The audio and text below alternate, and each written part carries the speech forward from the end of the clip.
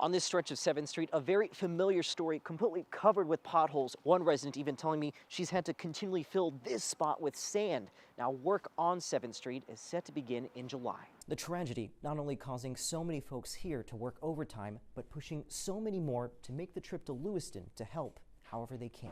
His hope is that this project will breathe new life into the city's downtown with new investments to follow. So it is fun, and then when the kids see it too, they just really get into it as well.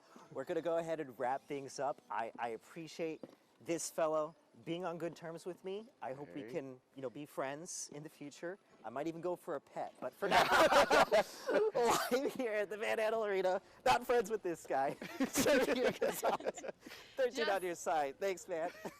Just when Trevier thought he was in the clear. Right, Trevier? I hope that dinosaur devours you. The audacity.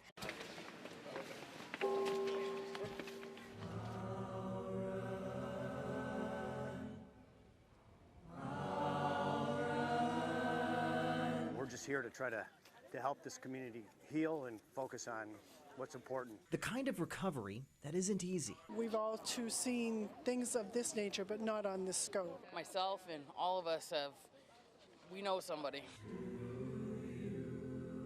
But where they do have strength in numbers.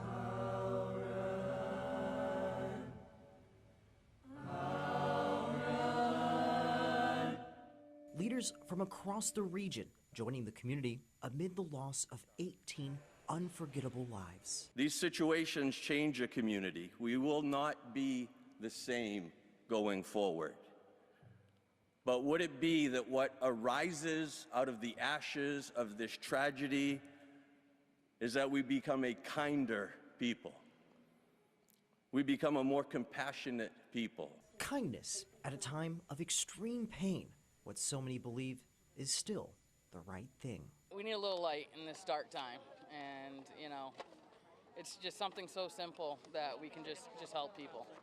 It's just he helps people out. It's the kind of help where a little attention can go a long way. This is Gus. It's his second year of being out on the job at White Cloud Elementary. He's even got the badge and staff photo to prove it.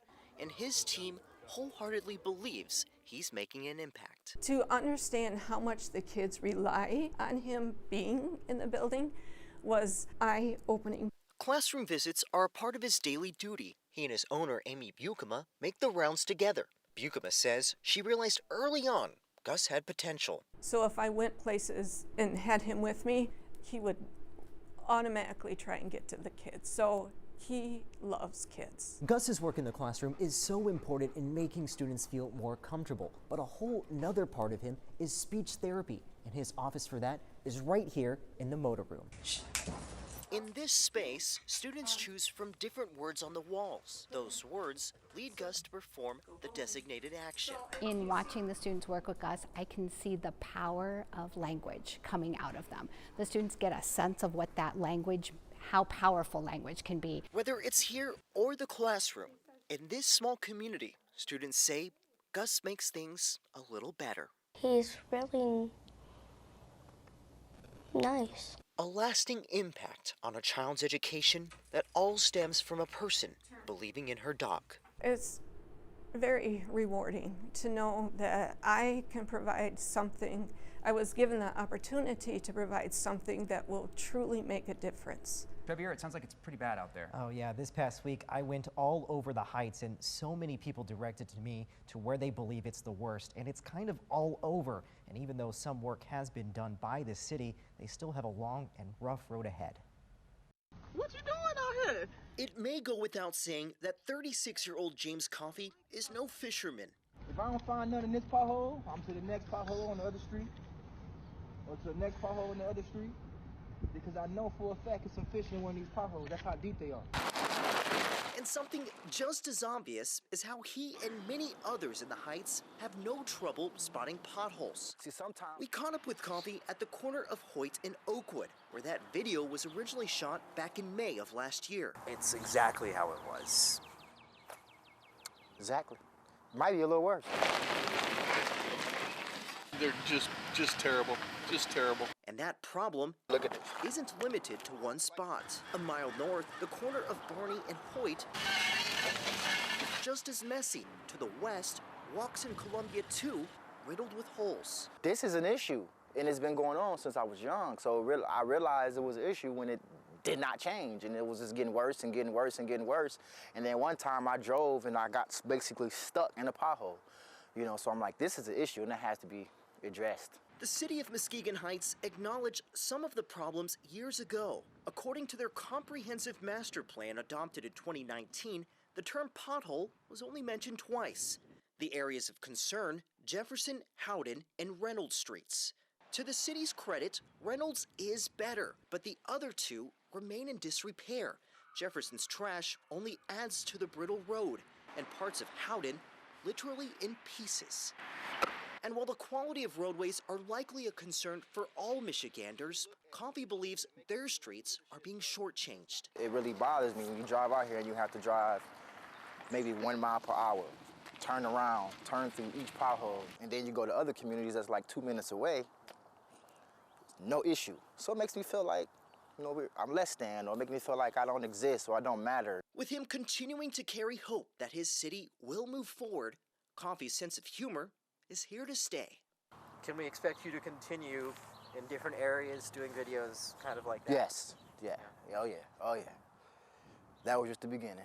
Trevier, the woman you spoke with is dealing with the largest Social Security bill you've seen so far. Yeah, that's right, Jay. Pamela Burpee from Kalamazoo is being asked to pay back more than $100,000 due to apparent SSDI overpayments.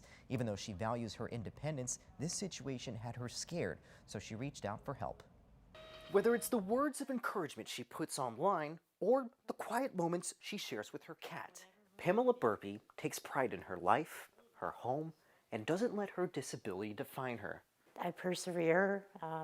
I have a great support system in my family and my friends. The 58-year-old has been in a wheelchair all her life and became a double amputee 5 years ago due to a rare bone infection. Through all of the adversity, Burpee has pushed on, even working since she was 16. It's instilled and ingrained in me to work and give back to the community. I've always tried to do that. But following a back injury in 1996, she applied for Social Security disability insurance and was approved a year later. Burpee was still able to work, something she properly reported every step of the way. Still, there were times she would be told Social Security had paid her too much, something that would supposedly be fixed by cutting down her monthly payments by $100. But last year, there was one bill that changed everything. I had those arrangements. And then all of a sudden it's just, they've recalculated everything, and that's when they decided that I owed over $100,000. The payments she depended on stopped in October of last year. She does work part-time, but the money she makes is not enough. I've had to borrow from family in order to, you know, to make a house payment because I'm not willing to lose my home. I'm not willing to sell my comfort zone. I shouldn't have to, and I shouldn't have to borrow from family. Burpee has contested the latest overpayment and was eventually told her benefits would be reinstated. But she's told that could take 120 days. And that $100,000 charge? No clear answer if it's even right. Despite her attempts for looking for bright spots during the darkest of times, she says sometimes that can be hard. You know, at the end of the day, and I go in my room, people don't see the tears that I cry because I'm scared. I'm scared. And I don't want to have to rely on my family. That's not how I was raised. I was raised to be a fighter and to fight for not only myself, but for those that cannot fight and don't have a voice. And I have a very loud voice, and I want it to be heard. It needs to be heard. Burpee says the process is complicated, lacks clear communication, and full of abnormally long wait times, something she says leaders need to systematically change. We need them to do it and help us to live comfortably. I don't mean in luxury. I just want to wake up one morning and not be scared to death. That would be a big thing. We shared Burpee's situation with our contact over at the Social Security Administration. They said in part their payment accuracy rates are high, but that overpayments can happen due to the number of people they serve. Now, I called Pamela yesterday to see if anything's changed. She ended up checking her bank account, and to her surprise, there was a deposit right there from Social Security. All of the missed payments, going all the way back to October, are now in her account. I heard her say, "I'll be damned," and she was incredibly grateful. But because this is a problem for so many others, she said the fight is not over. In the newsroom, Trevier Gonzalez, 13 on your side.